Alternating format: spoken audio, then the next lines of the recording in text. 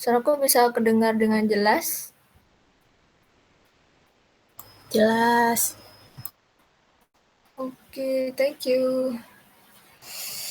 Oke, Assalamualaikum warahmatullahi wabarakatuh.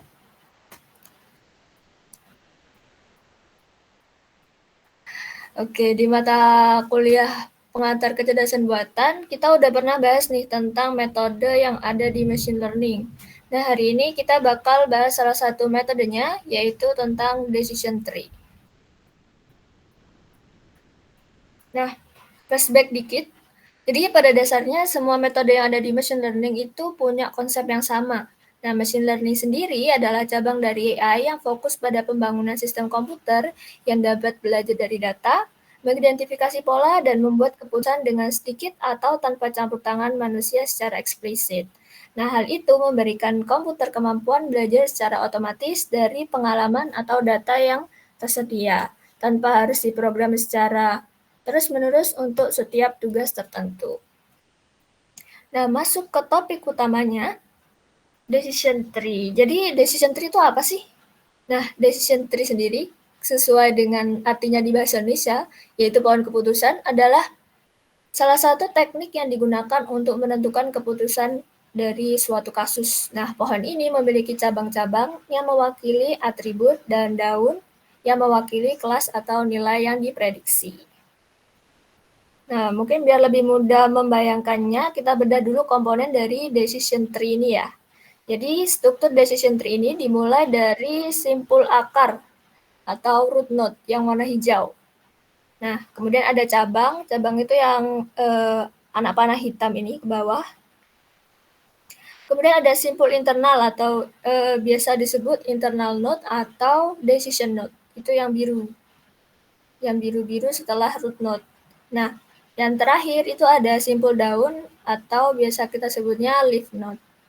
Nah, simpul akar itu mewakili pertanyaan atau masalah yang ingin dipecahkan. Kemudian ada cabang yang merupakan jalur keputusan yang nantinya akan mengarah ke beberapa keputusan atau internal node. Jadi, dia akan mengarah ke decision node berikutnya. Nah, setiap decision tree itu bisa memiliki beberapa internal node sebagai alternatif jawaban atau keputusan. Makanya contohnya di tree ini ya, itu ada beberapa decision node di sini. Nah, internal node atau decision node juga bisa memiliki cabang node lain, yaitu namanya leaf node, yang merupakan keputusan akhir dari decision tree.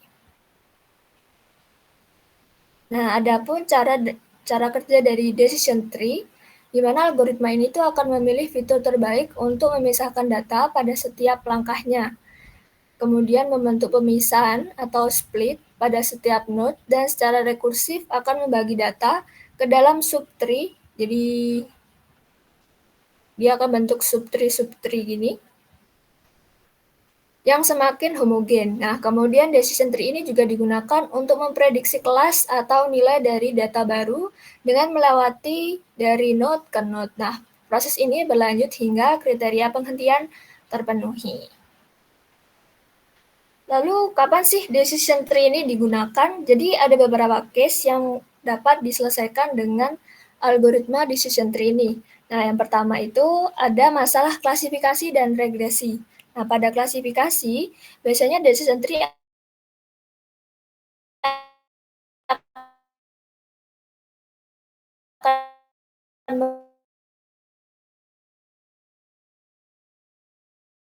mengelompokkan data di datasetnya. Nah, contoh kasusnya itu klasifikasi email sebagai spam atau bukan spam, kemudian klasifikasi penyakit berdasarkan beberapa gejalanya, dan sebagainya. Nah, kalau untuk kasus regresi, biasanya variabel dependennya atau atributnya itu bersifat kontinu. Contohnya itu kasus untuk memprediksi harga rumah berdasarkan fitur-fitur seperti luas tanah, jumlah kamar tidur, tipe wilayah, dan lain-lain. Nah, decision tree ini juga digunakan dalam sistem pengambilan keputusan, di mana algoritma akan membantu pengambilan keputusan dengan memperhitungkan berbagai faktor dan konsekuensinya. Nah, case ini sebenarnya berdampingan dengan analis resiko. Jadi ketika kita menggunakan decision tree untuk mencari solusi dari suatu kasus, selain dia akan memberikan hasil akhir berupa keputusan, dia juga akan menganalisis resiko dari keputusan-keputusan yang ada di setiap node, hingga dihasilkan keputusan yang memiliki resiko paling kecil. Nah, decision tree ini juga memiliki beberapa kelebihan dan kekurangan nih, jika dibandingkan dengan metode machine learning lainnya. Yang pertama, itu ada mudah diinterpretasi, karena strukturnya kan mirip hierarki ya, jadi kayak pohon gitu. Jadi kita bisa memahami logika pengambilan keputusan dari algoritma ini berdasarkan fitur-fitur yang dimiliki. Jadi ketika kita melihat pohonnya, kita bisa langsung tahu nih, gimana sih alur pengambilan keputusan, terus fitur-fitur apa aja yang dipakai untuk mengambil keputusan itu. Nah, yang kedua, ada menangani variabel kategorikal dan numerik. Jadi, decision tree ini dapat melakukan pemisahan data berdasarkan variabel kategorikal dan numerik tanpa memerlukan transformasi tambahan. Ini bisa kita bandingin sama metode logistic regression, di mana kalau logistic regression ini metodenya hanya bisa menangani variabel numerik aja. Jadi untuk data-data yang kategorikal itu perlu ditransformasikan ke data numerik dulu, baru bisa diolah. Nah, kalau pakai decision tree ini kita nggak perlu melakukan itu karena metodenya bisa menangani dua variabel secara langsung. Terus yang ketiga, mampu menangani data yang hilang atau missing data. Jadi dengan menggunakan decision tree ini, kita bisa mengolah data tanpa adanya pengisian data yang hilang itu tadi. Yang keempat, ada pemrosesan data minimal. Nah, ini memungkinkan kita bisa mengolah data mentah atau data yang tidak terstruktur tanpa perlu melewati preprocessing data. Jadi, kita bisa langsung pakai data aslinya tanpa melakukan preprocessing dulu. Nah, yang terakhir ada fitur selection, di mana kalau kita melakukan klasifikasi atau regresi, biasanya kan sebelum melakukan splitting, kita akan membagi data menjadi dua bagian nih. Ada variabel X dan Y, di mana variabel X itu isinya atribut, kemudian variabel Y itu adalah targetnya. Nah, di fitur yang akan diprediksi di variabel X-nya, itu pasti akan terdiri dari banyak fitur. Nah, algoritma decision tree ini bisa secara alami memilih fitur mana aja nih yang paling informatif untuk memisahkan data dari awal hingga kriteria penghentian terpenuhi. Nah, tapi algoritma ini juga punya beberapa kekurangan dibandingin dengan algoritma yang lain. Yang pertama, si decision tree ini rentan overfitting, terutama ketika model menjadi terlalu kompleks atau biasanya ketika tidak dilakukan pruning yang tepat sehingga model tidak bisa melakukan generalisasi dengan baik dengan data yang baru. Biasanya karena hubungan antara target dengan si atribut ini terlalu rumit atau sederhananya itu nggak linier. Jadi susah untuk menemukan pemisah data yang pas. Yang kedua itu ada stabilitas kurang. Nah, ini sangat dipengaruhi oleh perubahan pada data training ya. Jadi meskipun itu perubahannya kecil, sehingga hasilnya bisa nggak stabil antara misal hasil run yang pertama dan run yang kedua. Nah, biasanya kita bisa lihat secara langsung ketika memberikan porsi pembagian data training dan data testing waktu kita nge-splitting datanya. Nah, persentase yang berbeda seringnya menghasilkan hasil yang berbeda juga. Makanya itu si decision tree ini stabilitasnya kurang. Nah, yang ketiga ada akurasi lebih rendah untuk beberapa masalah. Nah, ini adalah implikasi dari kelebihan dia sebenarnya di bagian mampu menangani data yang hilang dan pemrosesan data yang minimal. Karena dua itu bisa menyebabkan noise yang tinggi sehingga akurasinya itu cenderung lebih rendah. Selain itu juga bisa disebabkan karena hubungan antara fitur dan target sangat kompleks. Jadi masuk di yang bikin dia overfitting juga. Dia juga bisa bikin akurasinya rendah karena sulit menemukan pemisah data yang baik. Nah, penggunaan decision tree ini juga bisa kita kita jumpai di kehidupan sehari-hari. Nah, ini ada beberapa contoh ya, ada 3 contoh. Yang pertama itu ada prioritasi penanganan pasien UGD. Nah, dalam menentukan prioritas, biasanya itu rumah sakit bisa mempertimbangkan beberapa faktor-faktor seperti tingkat keparahan kondisi pasien, tanda-tanda vital, dan riwayat medis pasien, sehingga pasien yang kondisinya lebih parah bisa lekas ditangani. Nah, untuk yang contoh kedua, itu ada sistem telepon otomatis. Biasanya ini digunakan oleh perusahaan di bagian customer service. Jadi, sistem akan mengarahkan panggilan dari pelanggan ke departemen yang tepat berdasarkan dari tujuan panggilan, terus masalah apa yang dilaporkan oleh si pelanggan ini, dan data pelanggan, misal si pelanggan ini berlangganan untuk layanan tertentu. Nah, yang ketiga ada menemukan calon klien. Nah, biasanya ini digunakan oleh perusahaan di bagian pemasaran untuk menemukan calon pelanggan yang potensial memberi produk atau layanan mereka. Nah, fitur-fitur yang biasanya digunakan itu seperti usia, pendapatan, preferensi produk, dan perilaku belanja dari calon pelanggan. Sehingga upaya pemasaran yang dilakukan bisa lebih efektif dan efisien. Nah, udah habis nih materinya.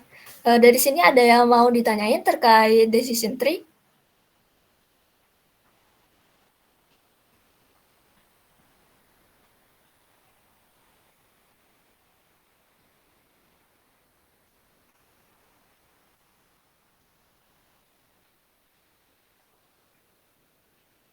Oke, karena nggak ada yang bertanya, mungkin aku aja deh yang tanya deh. Bentar. Nah, oke deh, boleh. Coba ada yang mau jelasin ulang tentang materi yang disampaikan tadi, tentang decision tree itu metode yang seperti apa sih? Ada yang mau menyampaikan?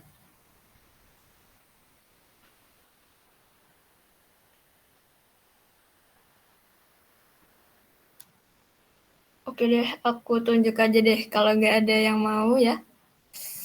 Eh,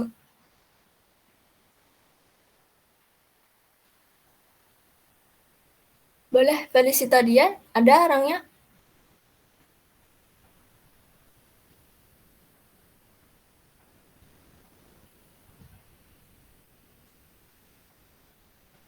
Suaraku kedengeran nggak?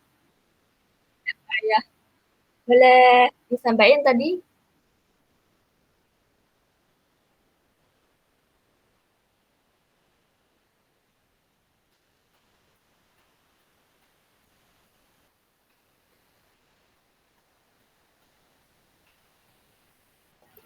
Ada lagi?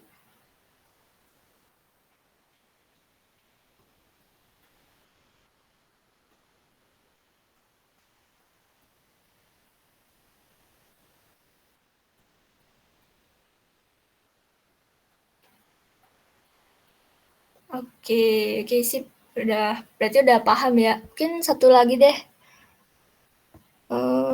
Siapa ya? Raffi Jauhari ada nggak?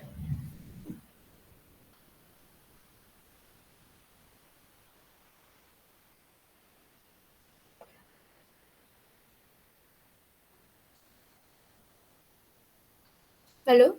Raffi Oh, Jauhari nggak ada? tahu Mbak, skip Mbak, skip Mbak. Loh, aku nggak tahu. Yang lain aja Mbak.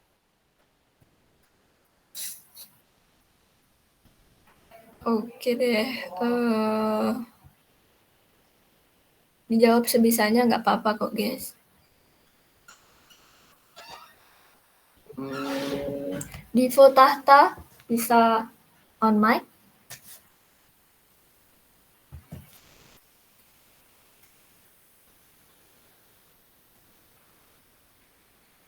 Ini ada anaknya. Ada Mbak, ada. Oke, mungkin boleh disampaikan tadi decision tree itu metode yang seperti apa sih?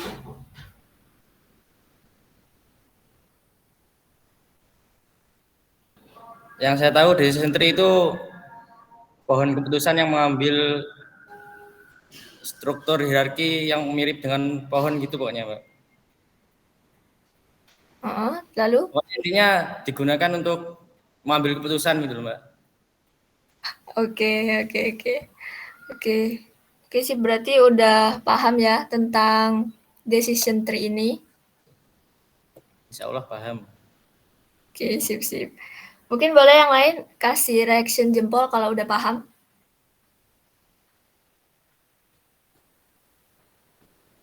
Oke, sip. Karena udah paham semua nih, lanjut kita coding time. Aku serahkan ke Apro.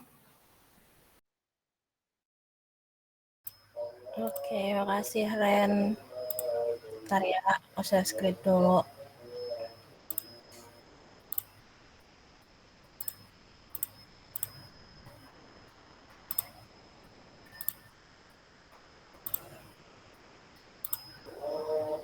Share screen-ku udah kelihatan belum?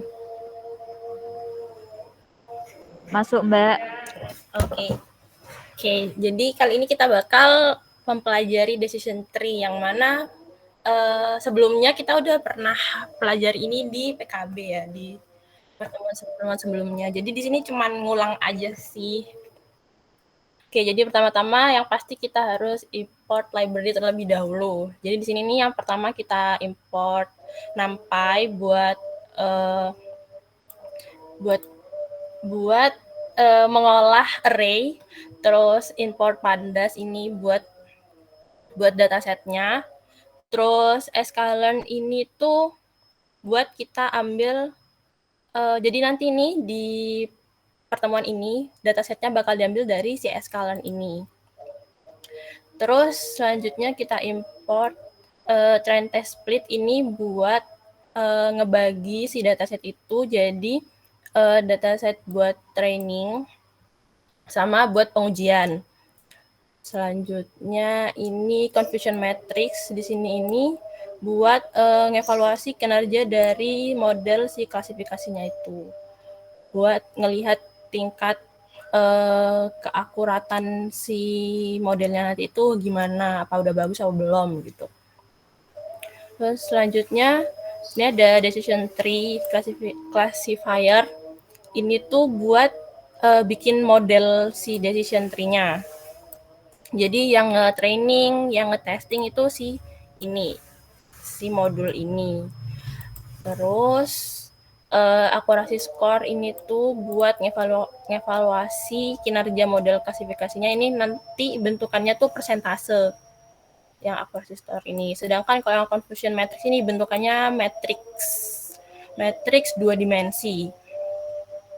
Terus selanjutnya ini load iris ini buat ngambil dataset iris dari sklearn. Terus ada matplotlib ini buat visualisasi datanya. Terus dataset ini buat ya ngambil datasetnya dari sklearn-nya itu. Terus yang terakhir tree ini tuh buat bikin pohon keputusannya. Yang udah berdasarkan dataset yang diambil dari sklearn sebelumnya. Tuh, jadi pertama-tama tentu saja kita akan ngambil si datasetnya dulu pakai load iris. Terus habis itu kita bikin si dataset itu dimasukin ke data frame pakai pandas. Jadi data frame gini dah. Terus kenapa kok perlu dimasukin ke dataset? Soalnya bentukan asli datasetnya itu gini, guys.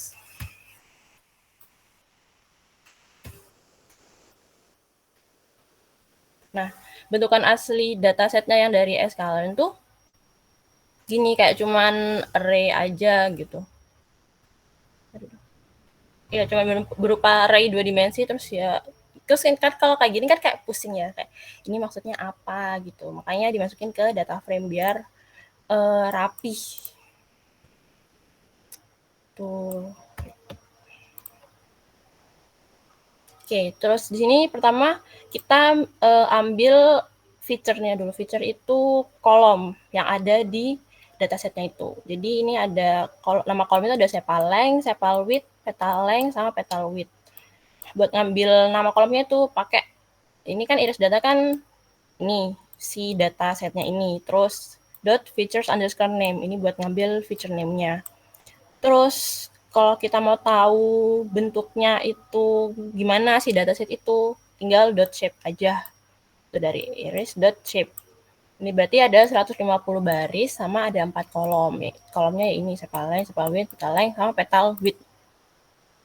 Tuh, terus buat datasetnya bentukannya setelah dijadiin data frame, bentukannya gini. Jadi bentukannya itu pakai indeks ya buat nama baris sama nama kolomnya. Tuh, terus sini pertama kita mau ambil dulu value dari si dataset yang tadi.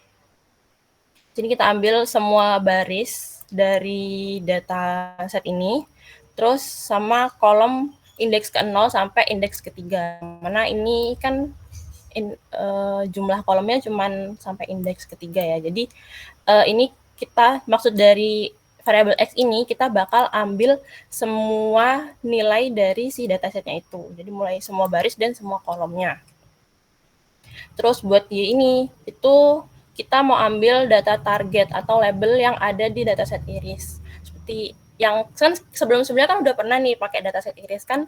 Kalau di iris tuh ada itu nama-nama bunganya yang apa Virginica, Versicolor, Sentosa. Nah, itu tuh data targetnya dari si dataset iris ini gitu. Terus selanjutnya kita mau ngebagi si dataset itu jadi buat testing sama buat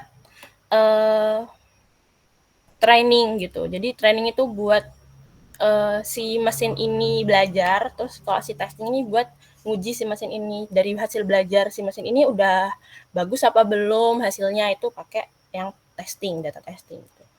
Oke, terus di sini tuh kita pakai semua data di sini buat nilai X-nya, terus buat targetnya juga kita pakai target dari dataset sebelumnya. Terus buat test size ini tuh kita mau ambil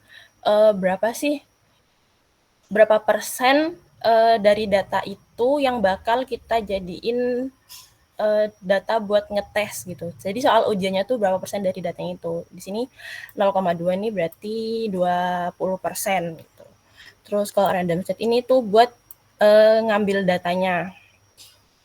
Kayak ini kan datanya tadi ada 150 baris ya. Nah, kita tuh mau ambil random state 100 tuh berarti kayak kita mau ambil template ke 100 dari si data itu. Tuh, terus ini juga udah ada keterangannya. Ini buat X ini yang semua data yang mau diprediksi. Terus yaitu targetnya tadi, terus test size ini ukuran datanya. Jadi karena ini 20%, jadi persen 150 ini. Ya, sekian gitu.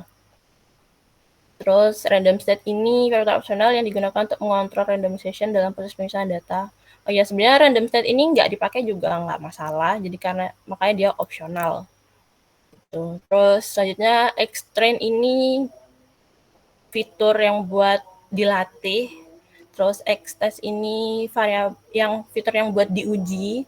Terus Y-train ini target yang bakal dilatih sama si modelnya. Terus kalau Y-train ini yang target yang bakal diuji gitu. Terus selanjutnya ini buat bikin modelnya. Di sini kita pakai decision tree classifier, terus pakai random state lagi 100. Terus di sini kita karena mau bikin model, jadi kita pakai yang training dulu. Makanya kita ambil data dari X-train sama Y-train-nya dulu. Terus habis itu kan di sini tuh kasarannya si mesin ini tuh dia belajar di sini. Kayak dia diajari di sini. Habis itu ujian. Nah, diujinya tuh di sini. Jadi ini kayak misal kita dapat data baru dari sepal length, sepal width, petal width dari suatu bunga. Tuh kita dapat data kayak gini. Terus kayak kita pengen tahu sih kalau misalnya ukurannya segini tuh ntar dia masuknya ke mana, masuk ke sentosa, apa versicolor, apa virginica gitu. Terus karena sebelumnya mesinnya ini udah belajar ya di sini, kayak dia itu diuji di sini ya, sama dengan dia dipanggil tuh buat ngeprediksi si X. Coba nih prediksi si X ini, kan kamu udah belajar, coba prediksi si X ini gimana hasilnya gitu. Terus kita tampilin hasil dari prediksinya itu. Terus setelah di print tuh diketahui 2. Oh, jadi si data baru ini itu masuk ke target yang 2. 2 tuh misal versicolor gitu. Oh, berarti ini masuk ke kategori bunga versicolor gitu. Terus kalau yang bawah ini tuh dia mau uji si X-test yang tadi kan udah dibagi nih. Nah, nih kan ada dibagi 20% tuh buat ngetes. Nah, ini kita tes pakai data itu. Kalau ini kan tadi pakai data baru, kalau ini pakai data yang udah di-split sebelumnya. Jadi ini 20%. Oke, jadi di sini si mesinnya tuh nge-prediksi dari data X-nya itu. Terus setelah ini terus diketahui bahwa oh ternyata data pertamanya itu masuk ke target yang kategori 2, terus yang ini 0, 2, 0. Ini tuh kan targetnya gitu. Terus selanjutnya kalau udah tahu nih udah tahu oh ternyata dia bisa nih ngeprediksi. Kita tuh mau tahu gimana sih kualitas dari si machine learning ini belajar gitu. Apakah dia udah bagus, apakah masih perlu belajar lagi. Nah, itu bisa pakai si confusion matrix. Jadi confusion matrix ini tuh buat ngitung si dari data yang ada, si mesin ini tuh dia tuh benar berapa, salah berapa gitu. Jadi di sini kan confusion matrixnya ada 3x3 nih ya. Matriks 2 dimensi 3x3. Nah, ini tuh kalau yang baris pertama ini menunjukkan bahwa ini si mesin ini tuh ngeprediksi 11 data itu masuk ke kategori target yang 0, terus 0 data itu masuk ke kategori yang 1, terus 0 data itu kategori yang 2. Jadi ini dapat disimpulkan bahwa buat ngeprediksi data yang ke target yang 0 itu si mesin itu udah bener semua gitu kan, nggak ada yang salah kan. Jadi ini tuh merepresentasikan target ke 0 gitu. Ini kunci jawabannya tuh target 0. Oh, jadi si mesin ini jawabnya ada 11 data yang 0, terus nggak ada yang masuk kategori 1, nggak ada yang masuk kategori 2. Jadi udah benar semua. Itu. Terus selanjutnya ini ada ini tuh yang ke 1 gitu. Jadi kunci jawabannya itu 1. Si mesin ini jawabnya si 0-nya nggak ada, yang 1 ada 5, yang 2 ada 1. Nah, berarti kan salah satu nih mesinnya. Gitu. Terus kita coba lagi di yang yang 2, kategori 2 ini dia si mesinnya nebaknya 0 itu nggak ada, 1 itu nggak ada, yang 2 tuh ada 13 data. Berarti ini udah benar semua. Jadi dari sini tuh bisa disimpulin kalau ya mesin itu udah bagus buat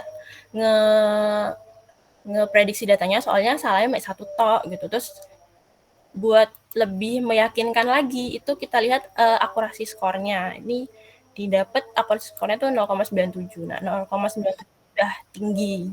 Udah termasuk tinggi di atas 80, di atas 85 tuh udah masuknya tinggi sebenarnya. Tapi balik lagi tergantung jumlah datasetnya gitu, seberapa besar datasetnya. Karena ini datasetnya nggak terlalu besar, terus 0,97 ini udah termasuk tinggi.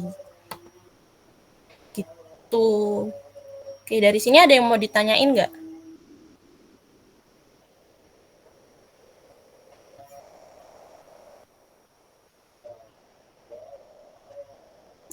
Apa belum ada? Kalau udah paham, jempol dong.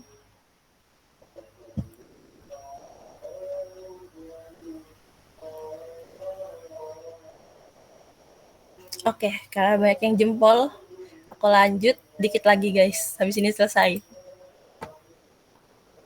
Terus kan tadi udah ini ya, udah si apa sih, datanya udah disuruh belajar, terus udah dites, terus udah dilihat akurasinya bagus.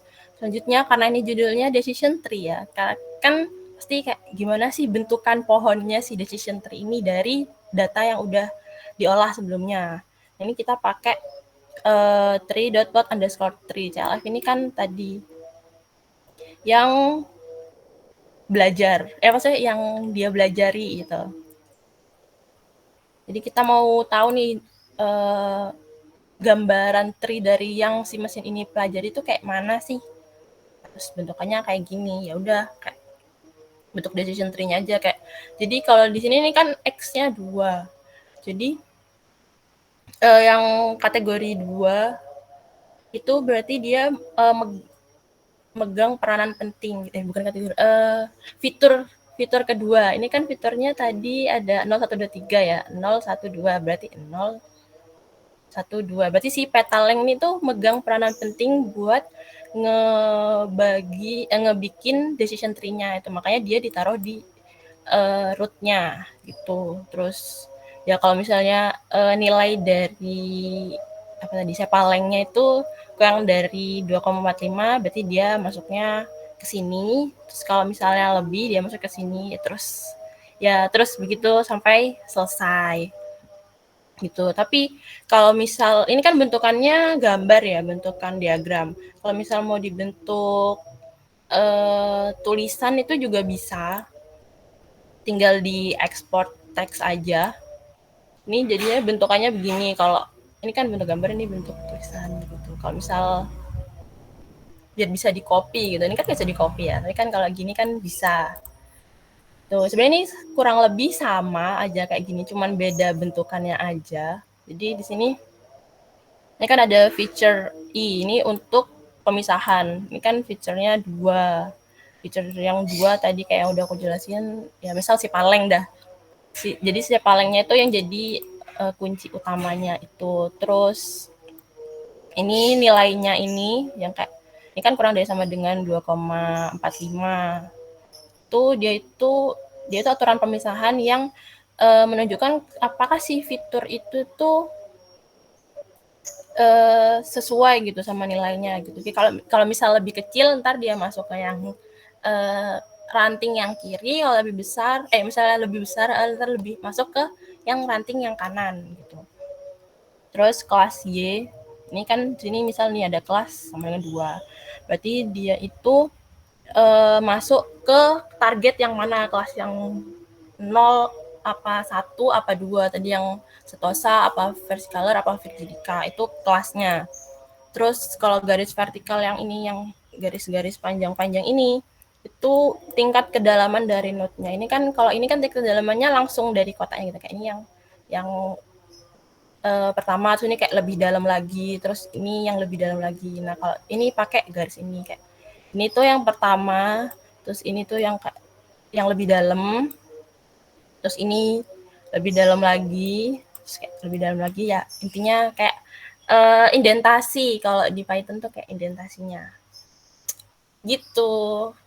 Udah sih itu aja buat materi codingnya. Ada yang mau ditanyain dulu nggak sebelum pembacaan tugas?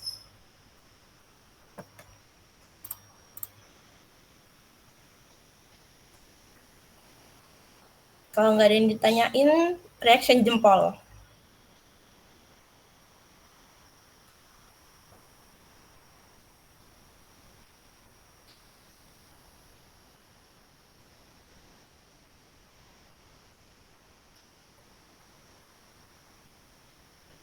Oke, karena banyak yang reaction jempol, kayak easy ya ini ya. Apa karena tinggal ngulang aja? Jadi langsung paham. Alhamdulillah. Biar cepat selesai, coba cari bukaan ya guys ya.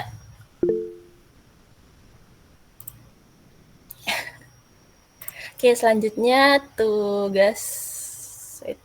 Mana ya tugas? Oke, bentar.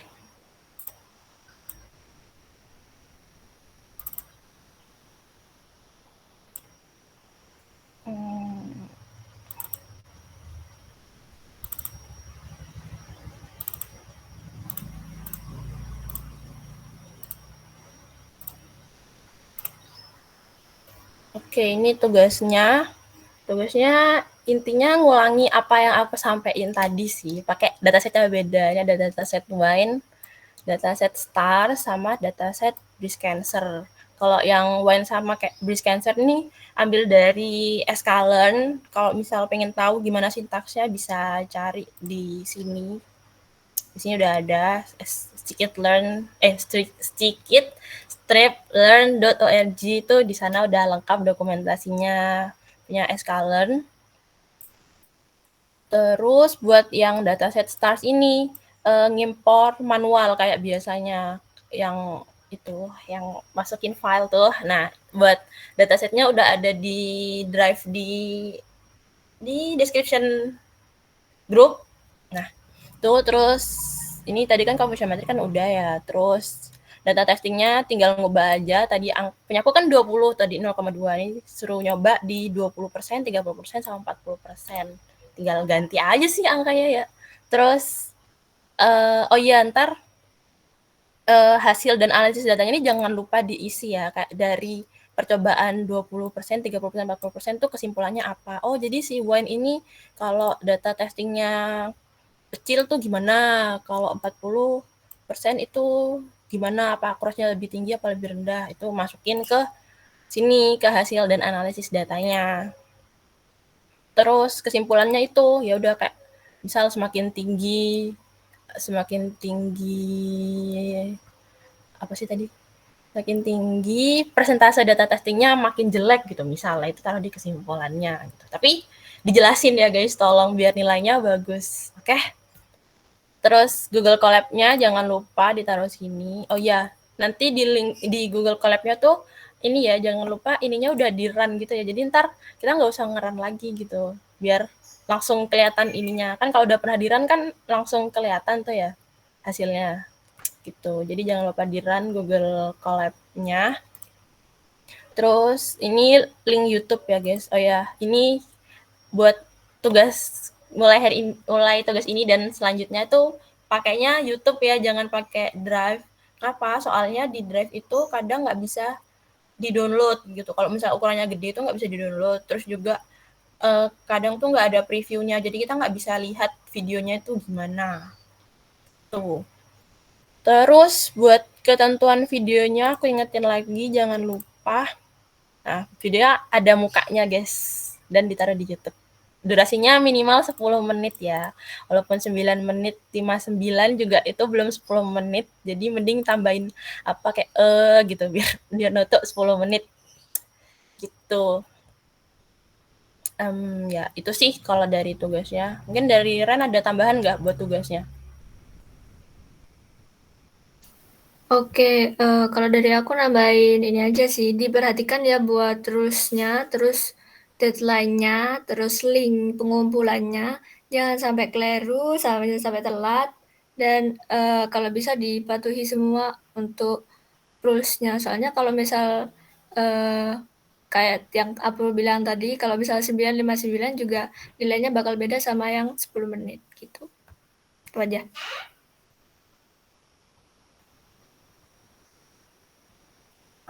Oke, makasih Ren. Dari teman-teman ada yang mau ditanyain nggak tentang tugasnya sebelum kita ke presensi? Kalau nggak ada, jempolnya dong.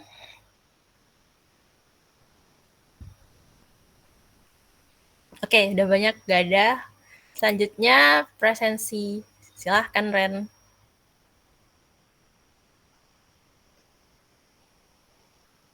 Wait, presensinya. Oke, itu presensinya udah. Aku kasih waktu 20 menit buat presensinya. Selamat mengerjakan.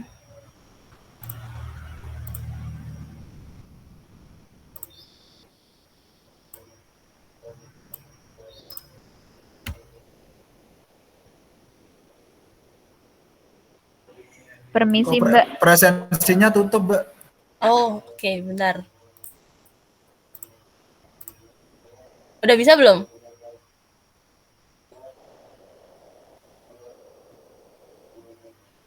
Bisa, Mbak. Bisa, Mbak. Oke. Mulai dari sekarang ya 20 menitnya.